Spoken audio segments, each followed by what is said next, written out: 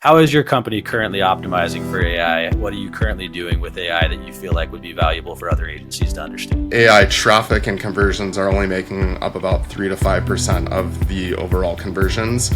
Yet, if you paid attention to LinkedIn and everything that's being talked about in AI, you would think the numbers are flipped because everyone is trying to spend money in AI. We're using AI a lot for content. I think it's really important for that because, some people will write content using AI tools and you can definitely tell people are using AI. Well, with AI or any new trend, anything that's trendy, we kind of like to sit and vet it out and before we make any decisions. And so honestly, there's so much changing every day in that space. First off, thank you everyone for joining the podcast. We're excited to have you here. This will be a chance for you guys to tell us about what you're doing and a chance to ask each other about what each other are doing and find ways to help the industry improve. We hope that this podcast gets a lot of visibility with viewers that are other agencies. That's kind of been our main viewing. We have a lot of guests that have been here and a lot of them have followed the podcast to see other agency owners and what they're doing well. And as AI is quickly transitioning a lot of strategies, we hope that more agencies are finding ways to adopt their strategies from the content that you share with us. So this will be a little bit of a process to understand who you were in the beginning and how your agency has grown. So I'm going to ask this question and I'll go ahead and throw it out to the three of you and let whoever wants to take lead on it, take the chance to answer first. But what's one thing you wish you had done earlier when building your agency? I'll go if you want. Basically, I think that, I've received a lot of referrals. Basically, my whole agency is just referrals, which is great. I've been very fortunate for that. But I would love to have been able to get a hold of advertising and understanding and wrapping my brain around that first to kind of scale it faster and get maybe toward the niches I wanted to target already, And I was always kind of timid about advertising back in when I started this agency in 2014 or 15, So going back, I would have wanted to learn that and learn the processes of that and landing pages and videos and things like that. So that's one thing I think I kind of missed a little bit of time on, but it's something, we're doing now and it's working well. I'm going to ask a follow-up question on that because I do think that niching down is a complicated thing for a lot of people because they want to learn it all before they go and just jump into action. Do you feel like you would have been successful if you went out and tried to learn it all before you launched the agency, or do you think that being live and just taking the ball and running with it was what led you to success? I think live and taking the ball and running with it because I've noticed that over time, no matter what it is I've done in my life, and I kind of started this in 2002 as far as online marketing, when I try to make sure that everything is perfect, I've learned everything, and I make sure that every pencil is in line on my desk and everything's just, it's all, every, I is dotted and every T is crossed, I never get to it. It just takes so long, and so I think I heard not too long ago, just kind of validating something I was doing also. So I kind of tend to hesitate a little bit, but it's just get something up and then make it good later. So when I had I still have an e-commerce site now, but I was working on building it in 2007.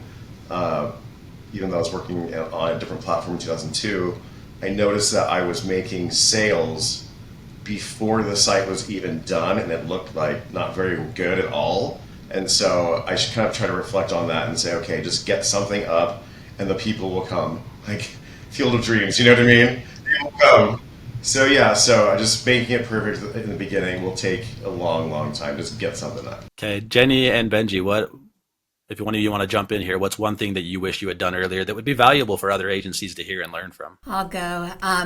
I working in agencies before, but working on clients' work, you don't see in the operations all the little things, the staffing, the HR, the financials, the bookkeeping, and I only saw what, the work we were doing for clients, but deep down I didn't, know the details of how difficult it was going to be, those little things that I'm not an expert in, and having to do those things and bring in the right people and manage those people and pay those people and all those little things that you don't see that your bosses were doing is the biggest thing that I wish I would have taken into account.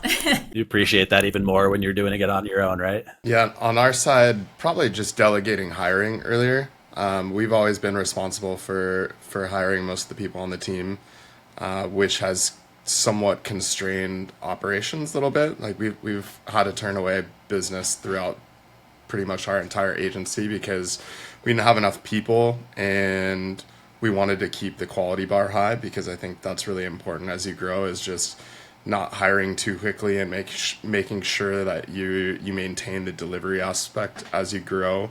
But delegating some hiring to people on our team in the last year has really helped just take my business partner and I's time out of some of the day-to-day operations. And probably if we had done that a year or so earlier, it would have helped growth a lot. I think that's really interesting. That's a common problem that we hear from agencies, is the complexities of hiring talent. How have you been able to delegate that? Because that's one thing that there's not really like a solution that solves that problem for everybody. What are you looking for? How did you train someone on hiring talent that matches your brand? Yeah, we hired a lot differently than most agencies. So we don't really hire full-time people right off the bat. We give everyone a test project that really aligns with the role that we're hiring for. And so because of that, we always felt like vetting the test projects, we needed to kind of have that filter bar. But it's actually not true. There's a lot of people on our team that we've trained to have that same quality bar as we do. And so now we just have some of the senior people on our team reviewing a lot of the applications and basically passing the best candidates to us for the final steps. But they kind of do all that preliminary work of reviewing the applications, going back and forth on the test project, and then once someone's ready to actually work with us, then we'll meet them. So yeah, we have a pretty lengthy process in terms of, there's an application, which is kind of just like sample writing projects, and then there's an actual test project. Then they move to doing some real work with some people on our team, and they go through multiple team members to do that. And only once they've passed that can they become a member of the team. And so yeah, but having delegated some of those earlier pieces of the process earlier on, I think would have helped us a lot more. I think that transitions pretty well into the next question, actually, because the next question is, what was the first big win that made you feel like your agency was really working? The thought of delegating out hiring sounds like a huge win. It may not be the one that made you feel like you were really working, but I'm going to ask that to the group now. What was your first big win that made you feel like your agency was really working? And also, what would you encourage other agencies to look for as those wins? Because it does feel like the agency model can be lack gratitude, where you've done a ton of great work for a customer and then they just fire you. And so I'm curious, how do you maintain that positivity? Where do you find those wins as an agency owner? I can go first again on this. So I mean, the first big win was just validating our service offering. So we have a productized service. It's the same service offering for all of our clients. It can scale up or down, but it was really, when we first started, we had built an email list, and we had actually built an audience before we had built an agency, and we had tested multiple different product offerings before we landed on the agency. The agency was kind of the last ditch effort to save the business. We had done consulting, like an online course and things like that. And so we had a pretty decent email list, and when we came up with the idea to do the agency, we kind of put a package together and pricing, sent it out to the email list, and said we're going to offer our service. And we got 2 emails back within the first week saying that they wanted to work with us. And so I think just that validation that the service offering that we were going to deliver was right and the pricing was right, that was kind of the first big win. And then yeah, from there it was just continuing to scale that. We've upped pricing a lot since then as demand kept increasing. But I think that was very important in the early days of the business, was just making sure, because you could have the opposite happen. You put pricing on your site and some deliverables, and then no one wants to buy it. And so just validating that what you're selling is what people want, I think was a pretty important early win. I think that's really, how many variations failed before the agency worked? Because that's a really cool thing to talk about. Yeah, 4 over 18 months. So we had built an audience. I think at the time we had probably 24,000 readers of our site and probably an email list of somewhere between 5,000 and 6,000. And so we had a decent audience that were engaged in what we were writing and talking about, but we hadn't really successfully sold a lot of products to them. And so, yeah, that was the first big win, was when we emailed out that we're going to start an agency. And this largely came from feedback from our failed offering. So we had done an online course, and a lot of the feedback when we sent that out to the email list was they just wanted someone to do content marketing for them. And that was kind of where the idea for the agency came from. Was we had so many emails from people saying, this sounds great, but I'd love to just have someone do this for me because it's a headache to build the team internally.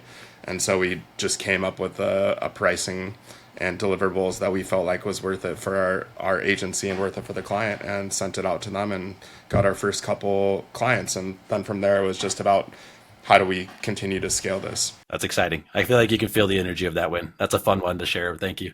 Jenni, Jonathan, what are some big wins that you felt like made you feel like your agency was really working? I would say, I was actually asked at one point to answer a question in a Facebook group, because way back when I used to own a cleaning company, long story, I was helping somebody out for them and ended up owning part of it. And so somebody had asked me, hey, there's a question in this group. It's a maid service software company called ZenMaid, which helps maid services and cleaning companies streamline their processes and help with their cleaners and scheduling and all kinds of other things. And so I was answering questions, and people were asking me questions back in this group. And then they asked me to speak at one of their conferences, and that's when things really start picking up. And so I think that if this is the right answer to that question, that was when I felt like the agency was working, because people now started to, approach me, a lot more. I've got a lot of clients. I still get clients to this day. I've spoken at their conferences for like 5 years. And so that's just kind of was a really great validation of okay, because you kind of never really feel like you know what you're doing, but you're doing it. You can do it. I think it's that I don't know if it's called imposter syndrome or something like that, where it's kind of I hope I'm good like the other people. And so that was really a good validation, and people still ask questions and still sign up, just from those alone. So that made me feel really good, and felt like I was not just trying to make it work, but I was making it work. So that was kind of cool. I think that's cool. We do see pretty often in this model, in this podcast, that an agency's first big win was ripping a really big customer away from a corporate marketing agency, and realizing that they did a fantastic job for them, and that they're every bit as good as these big agencies are, and that they could absolutely go out and do it for more customers repeatedly. It's that confidence to know I can do this all day. Jenni, what about you? Yeah, I don't think mine has necessarily been about clients, but more so about, and for me, this kind of gives me a gauge as to how are we growing, how are we doing, and it's a continual thing of just being able to bring on new staff, grow people in with training, and help them grow in their career. That also allows us to kind of bring in new offerings. And when I see that continual growth in staff and offerings and training and developing people, that for me is kind of the big validation, where I don't need to see big new clients or anything like that. But for me, developing those people has been kind of what I see as a continual win, not just a one-time win, but over and over a repeated win for us. That's a good way to push that positivity on a daily basis too, to see those wins more often, is that progress check.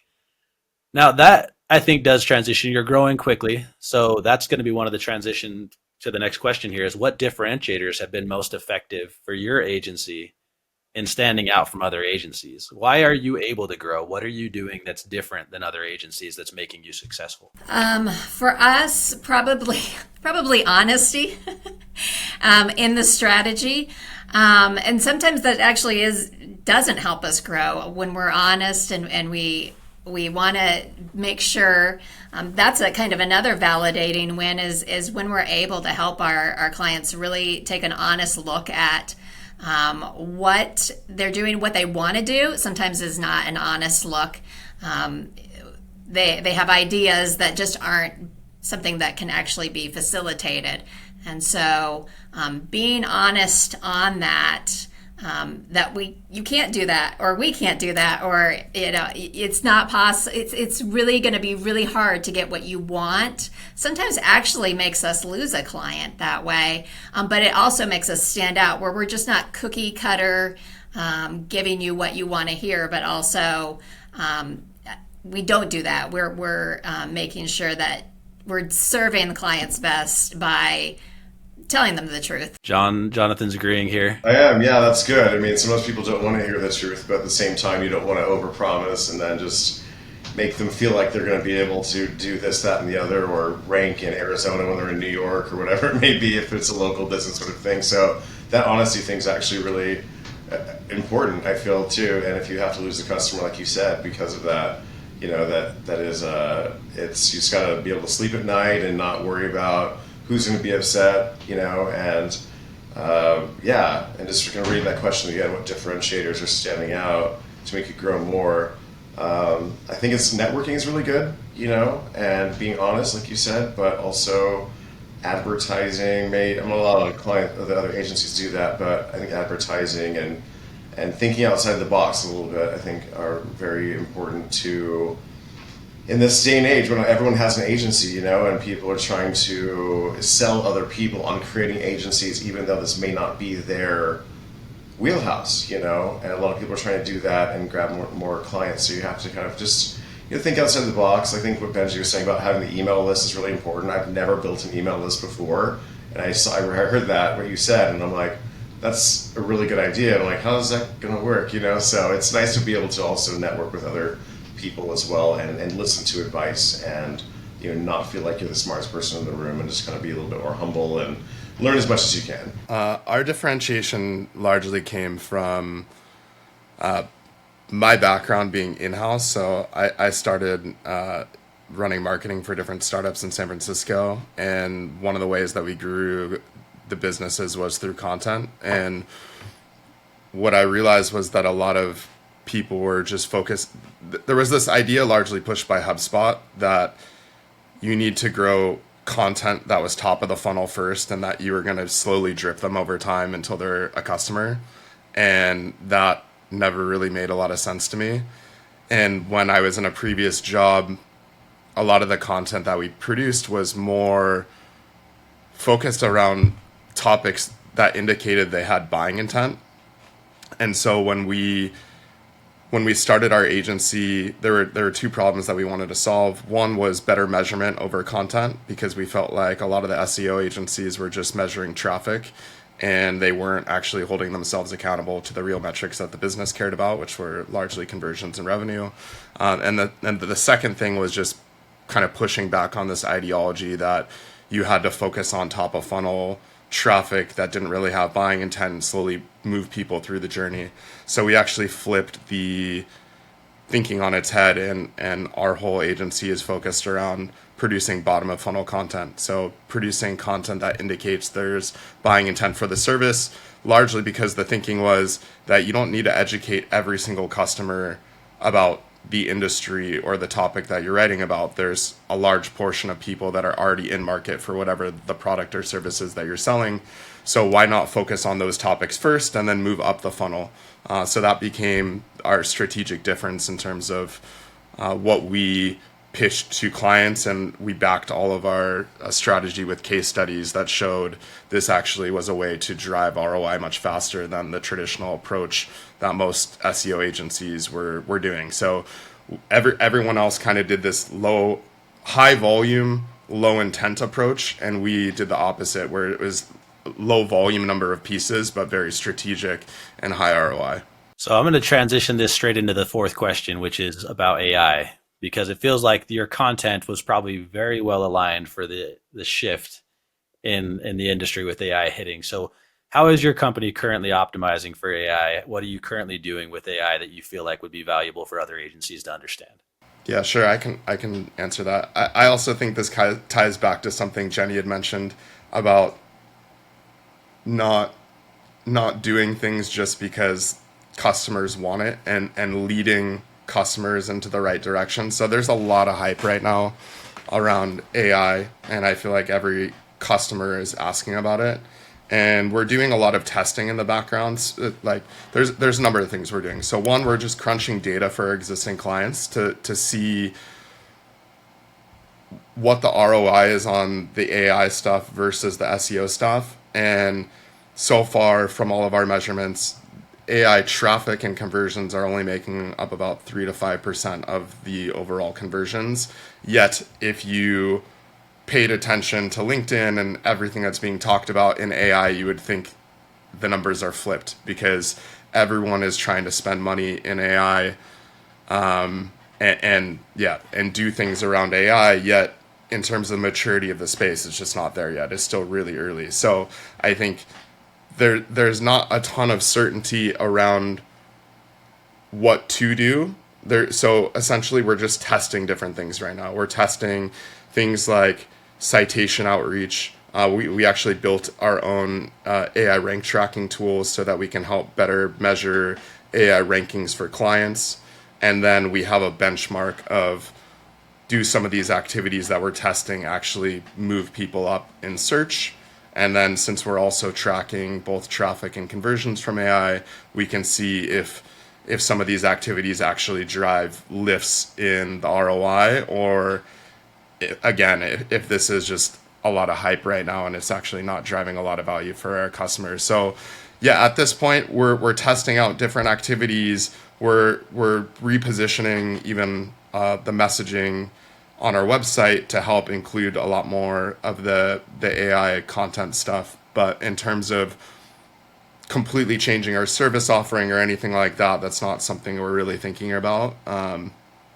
We're just starting to pitch add-ons in terms of AI services, and then I think it's just really measuring things so that we have proof that if we were to offer a service, it's actually going to drive value to customers. And so I think Jenni's thing is important, where there's a lot of agencies that are just pushing these service offerings and charging a lot of money for it because the hype is around it, and so they're just trying to make some quick money.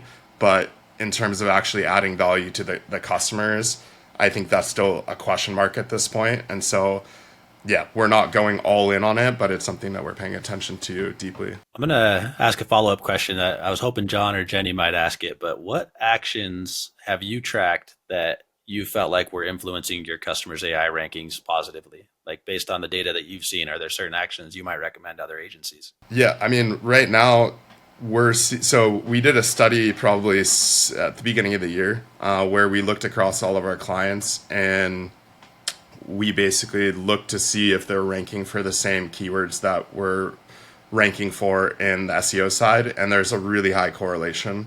So for ChatGPT, it was over 70%, for Perplexity even higher. And so it's just kind of proving that SEO is helping AI, and if you're investing in that, it's just helping you show up. So increasing rankings in SEO with good content that's differentiated, that's very specific, also helps you show up in AI.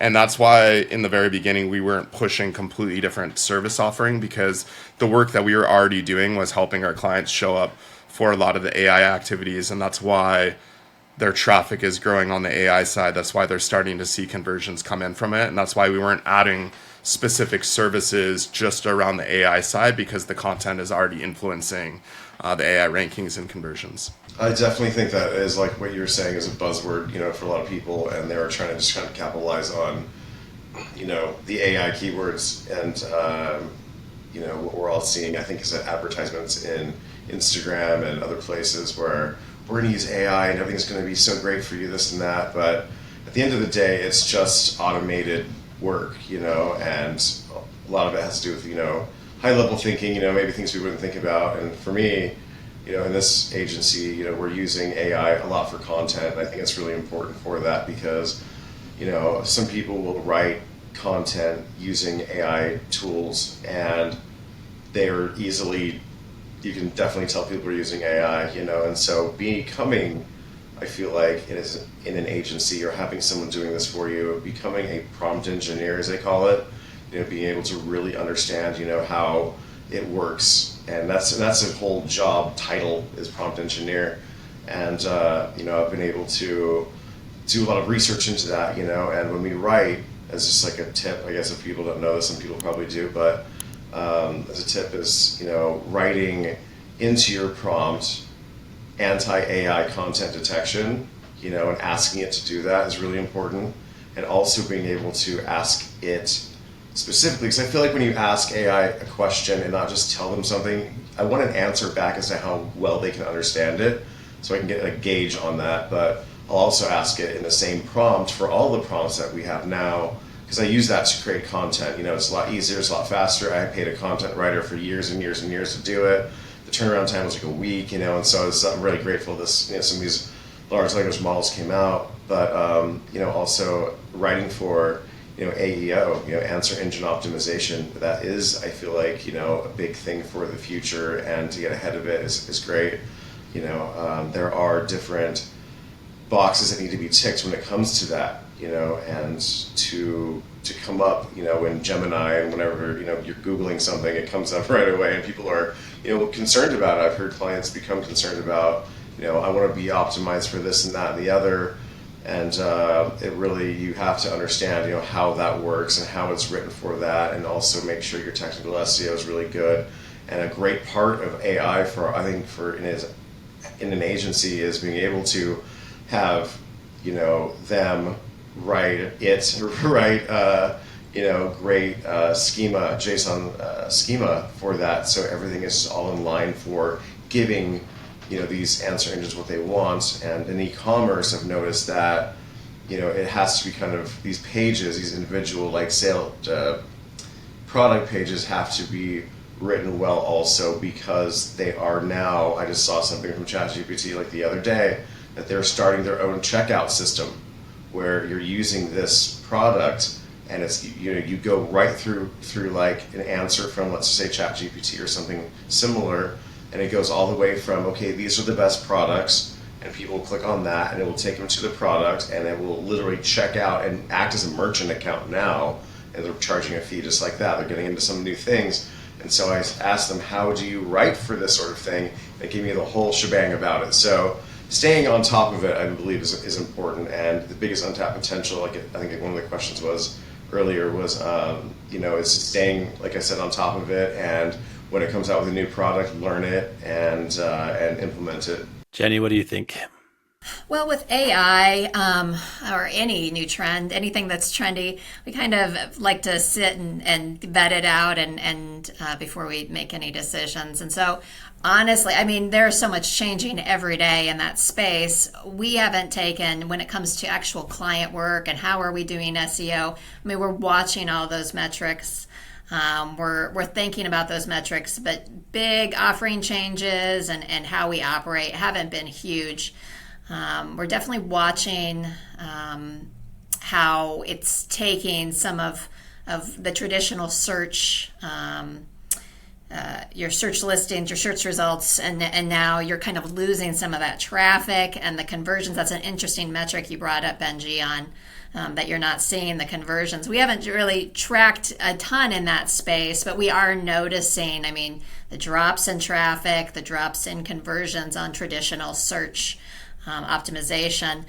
So it's definitely playing in our minds, like, what are we going to do about that? But at the same time, every day it changes, and how intricate it's becoming and how useful it actually is, too, is the other part of it. One thing that we're thinking about a lot right now is, and we do kind of use this now, is those automations that we can integrate together to try to analyze data to we don't do so much writing content, but just ideation and type of messaging that we might want to have to kind of bring people into the funnel with the writing.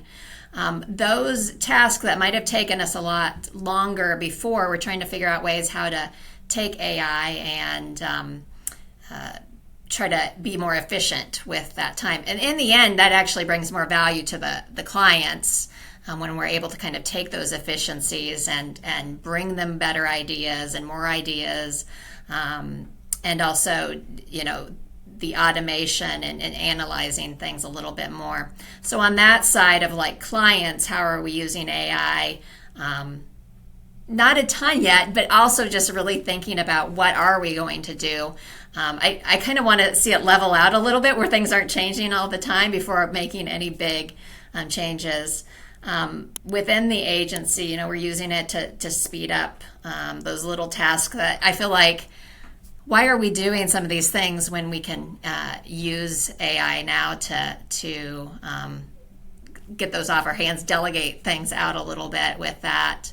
And also using it to kind of brainstorm too a bit with operations and how we're working with clients. And I see a lot of people using it for business development, some really cool stuff they're doing with business development too. So we're thinking through some of those as well. It's interesting is Stan Ventures is an outsourced labor team in India, right? So we've helped our marketing agencies with fulfillment for a long time. And the market got competitive and to the point where you almost had to outsource some of your labor to have effective margins to compete against a lot of your competition.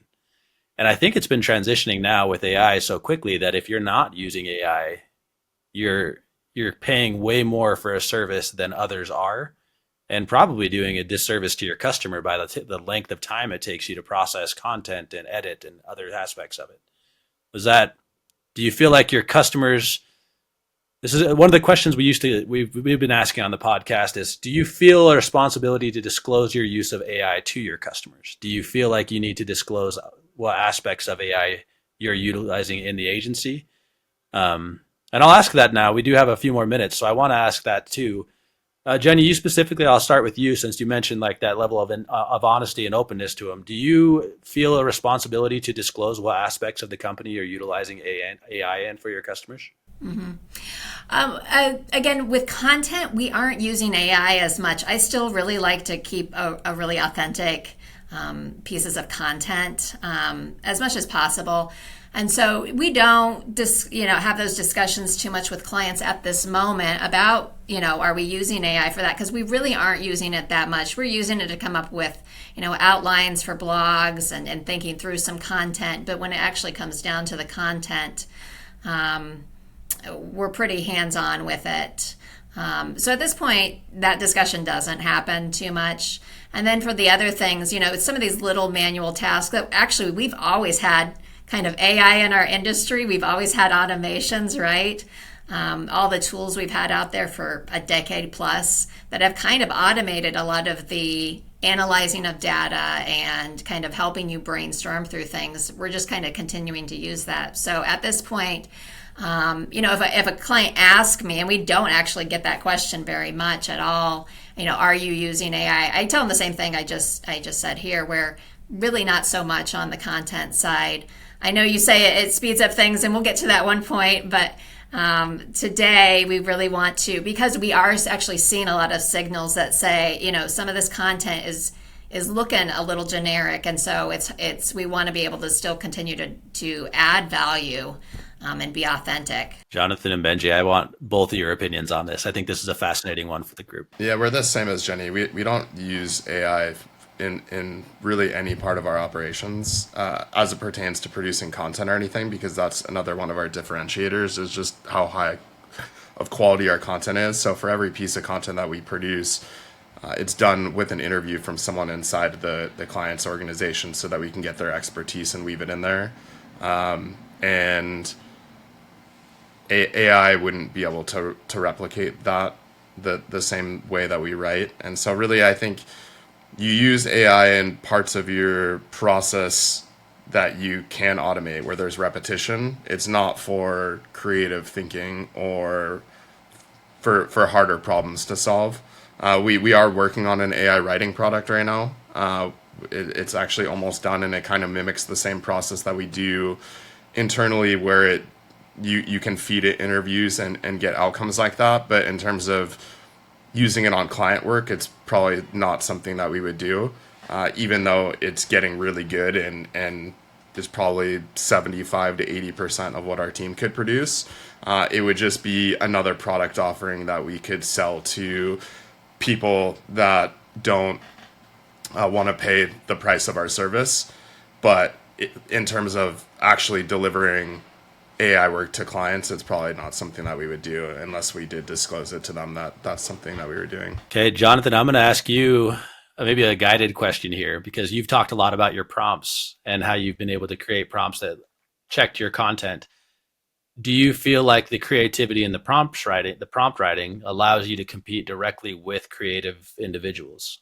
How do you feel like you match up with creative prompts? Well, I never wanted to ever try to take away people's natural ability to write or like their art or things like that, so I do believe that people have these different talents where they can write really well and or create great pieces of art or content, whatever it may be. But when it comes to, since I have a local SEO agency, a search specialist, we have to kind of scale out content for the service pages and the blog, for example. And so there are ways, if you're a good or a decent prompt engineer, to be able to take a page on a service, like a home service type of thing, let's just say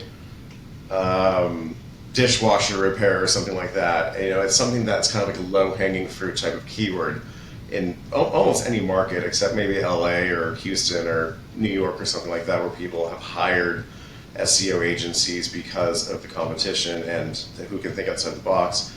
But I've been able to create prompts where I can have one page and then have multiple cities around that area. Let's just say Houston, for example, and weave them in there in such a way to where they will one page will show up for all of these different cities, where I would not personally have been able to be that creative to write that.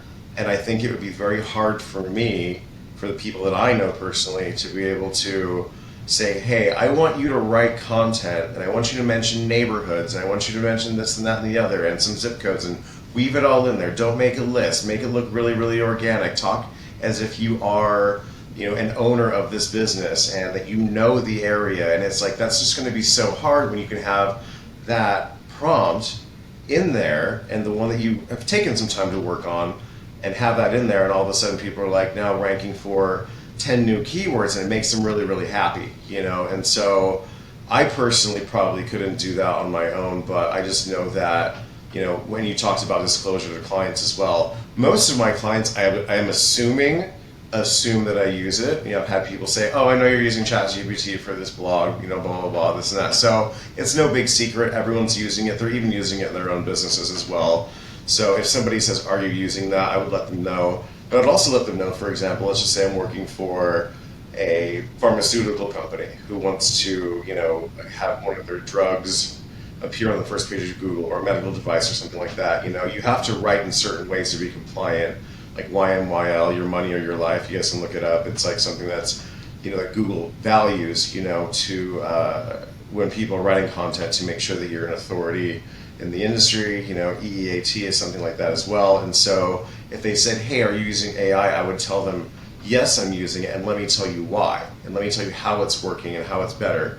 So I think convincing people that using artificial intelligence to help them grow and convincing them of that is something that is important. And once they kind of see that vision about, oh, this is great, we can scale out content faster than anybody else, they're going to want it. So it's definitely a long subject to talk about, and different ones will do different things. I've asked ChatGPT before to do something for me, and it'll say, well, I'm not going to talk about that. I'll go to Perplexity and they'll talk about that. So you really have to be able to get familiar with all the different platforms, well, not all of them, but the big ones, and know how to use them and how to use them correctly and ethically, I think. That's it's really interesting to see the contrast in personalities on how the tech adoption would be used. Like you're trying to stay ahead of the prompt engineering to make sure you're navigating things as early as possible, and others might look at it as, until it's ready to be used, I don't want to waste time where I feel like I can spend that more valuable elsewhere. It's like both are right. And even between the use of manual writing and prompt engineering, like a great content, I think of, Benji, what you just mentioned, that your team is doing interviews to make sure that you're producing content that's the most relevant it can be. But those interviews can also be shared with chat, and you're probably engineering things to make it so that your format, your structure can be repeated very easily inside of AI systems. Is that how you see your your content transitioning? Yeah, again, I don't know if it's something that we'll use on actual client work, but yeah, in terms of building our skill set in prompt engineering and just AI stuff, I mean, we're building a product that mimics our exact process pretty much. And we've been working on it since probably like 9 months now. And it's almost ready for release to the public.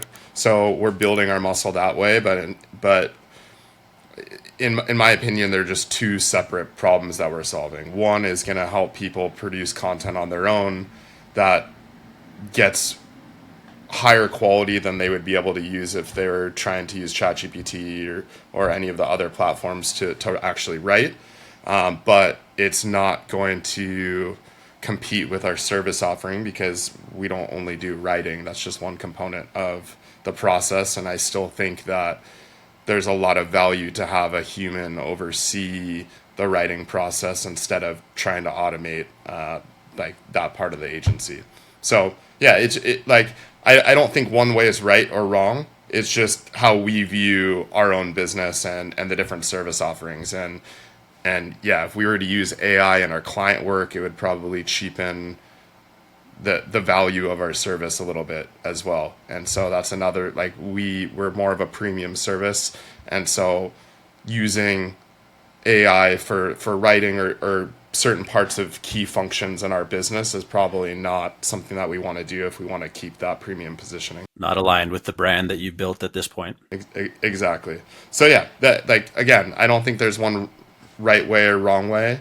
And even local SEO is completely different than doing SEO for a large SaaS business or a service business. And so there's nuances in terms of the approach that you're going to take that works for different type of businesses. Like I can imagine for a lot of these local SEO businesses, you don't need as robust of content as like selling a premium like SaaS solution that you're paying $100,000 a year for. So it's just different. That's why, I think there's different ways to approach it for different agencies. Jenni, do you have any final say on this? I was going to say, come back in a year, not even a year, come back in 3 months and we're all going to have different answers on this. I don't think, Jonathan does it one way and Benji and I do it kind of in a different way. And honestly, I can see where a lot of us are going to end up going more towards Jonathan's way. Eventually, we're going to have to take advantage of it. So yeah, ask again in 2 months. The 3 month mark was what came to mind as we've asked this question a few times throughout the podcast. And even just 3 months ago, I feel like the answers were far differentiated than they are now. Like now there's a much higher blending of AI and custom content than there used to be. Even a month ago, I would say it was different. Yeah, I mean, it's changing so quickly. Like the agency as a whole is way more focused on AI than we were a month ago. And I agree, like in 2 months, it'll probably be completely different. So yeah, I think what's important is just... We'll bring you guys back and let you have a chance to see. Yeah, but I think what's important is just to experiment with it. I think that's the key thing is you stay ahead by continuing to play with it and learn where it could be most valuable to the business. Okay, we're gonna wrap this up with one last question. I'm gonna have you guys do a small activity. So get your hands ready. I'm gonna have you hold up a certain number of fingers because I want to know what percentage of your marketing is still in traditional SEO versus AI overviews work. So what percentage of SEO has really transitioned into AI versus what's still traditional SEO marketing? Is the question clear, or does anyone have any questions on that? Are the fingers for AI? Yeah, how much of your SEO has transitioned or adjusted towards out of AI? 10? Out of 10, yeah, being a percentage. So give me maybe 8 out of 10. We still do traditional. We gotta do it at the same time. Oh, So let's say 1, 2, 3. Raise your hands up and share what you think it is. 1, 2, 3. What is it?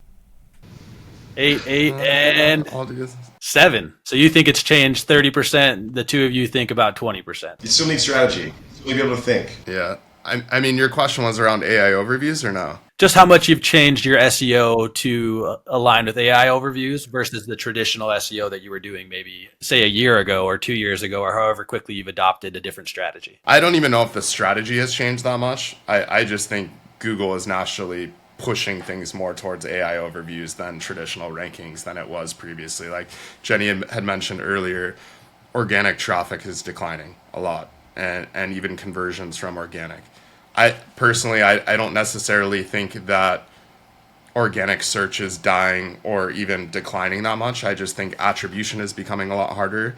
And because of AI overviews, those conversions and traffic are actually showing up more in direct as opposed to organic traffic a year ago, because people are now seeing the brand get mentioned and then going and searching for the brand itself instead of clicking through to an article and converting that way. And so from an agency standpoint, attribution is just becoming a lot harder, and it's becoming harder to track the success from SEO as much as it used to be. So yeah, that's more of how I think how things are changing. Well, it brings up like 3 more questions I would love to ask all of you. For the sake of time, I'm going to let you go. Are there any last questions for each other that we might want to ask before we take off? I think I've learned a lot already, yeah. It was interesting to hear all of your different takes on things. Agreed.